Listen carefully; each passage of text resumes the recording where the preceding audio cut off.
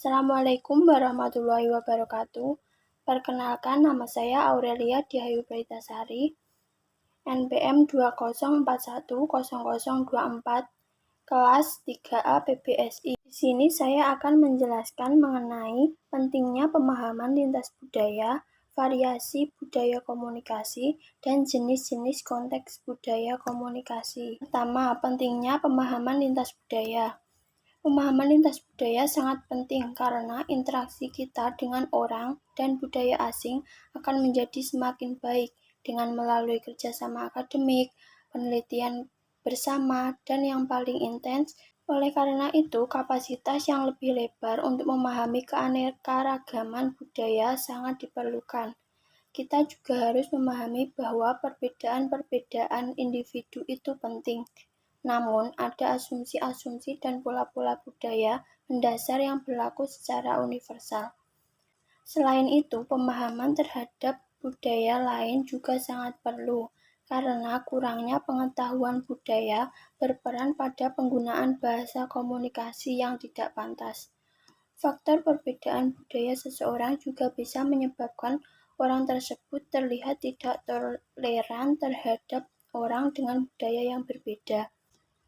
Namun, sebelum berupaya untuk memahami budaya orang lain, pemahaman atas nilai-nilai budaya sendiri merupakan prasyarat untuk mengidentifikasi dan memahami nilai-nilai budaya lain. 2. Variasi budaya komunikasi. Variasi budaya komunikasi dibagi menjadi dua, yaitu 1. Komunikasi verbal.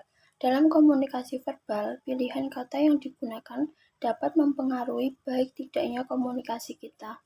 Meskipun di suatu daerah, kata-kata yang digunakan dianggap normal, ada kemungkinan di tempat lain, kata-kata tersebut dianggap kurang sopan atau kasar, sehingga ada kemungkinan akan menyebabkan ketersinggungan. Kemudian, volume suara yang keras juga bisa menandakan ketegasan, yang lemah berarti kurang tegas. Nada suara tinggi secara umum dianggap sedang marah dan lain sebagainya. 2. Nonverbal. Dalam komunikasi nonverbal, pada saat kita berkomunikasi dengan orang lain, yang harus diperhatikan adalah ruang pribadi, sentuhan. Sentuhan di beberapa bagian tubuh merupakan penghinaan bagi beberapa budaya. Sentuhan antara lelaki dan perempuan juga harus diperhatikan.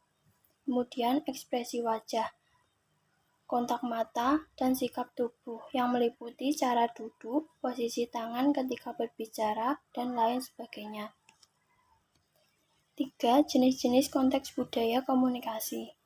Ada dua jenis budaya dalam berkomunikasi, yaitu high culture context dan low culture context. Kedua jenis konteks berkomunikasi tersebut dapat diterangkan sebagai berikut. A. High context culture, budaya dengan konteks tinggi. Budaya ini sangat bergantung pada isyarat nonverbal dan halus dalam komunikasi. Apa yang disampaikan belum tentu maknanya seperti yang terungkapkan. Dalam budaya Jawa, hal ini sangat sering digunakan. Orang berkomunikasi dengan sanepa, isyarat mata, bahasa tubuh, dan lain-lain. B. Low context culture, budaya dengan konteks rendah. Budaya ini sangat bergantung pada kata-kata untuk menyampaikan makna dalam komunikasi. Apa yang disampaikan, maknanya dengan ucapan verbal. Oleh karena itu, biasanya orang dengan budaya seperti ini akan betul-betul memperhatikan apa yang dibicarakan oleh lawan bicaranya. Kemudian, pendapat saya mengenai hubungan bahasa dan budaya adalah, menurut saya, hubungan bahasa dan budaya sangat erat, karena dalam suatu kebudayaan mempengaruhi bahasa yang digunakan dalam kebudayaan tersebut. Sehingga segala hal yang ada dalam kebudayaan akan tercermin di dalam bahasa tersebut. Dapat dikatakan seperti itu karena menurut Kuncharaningrat, bahasa berada di bawah lingkup kebudayaan. Namun, menurut saya, pada dasarnya bahasa dan budaya merupakan suatu sistem atau hal yang memiliki kedudukan yang sama, yaitu sama-sama melekat dalam diri masyarakat dan digunakan sebagai sarana interaksi masyarakat. Terima kasih. Wassalamualaikum warahmatullahi wabarakatuh.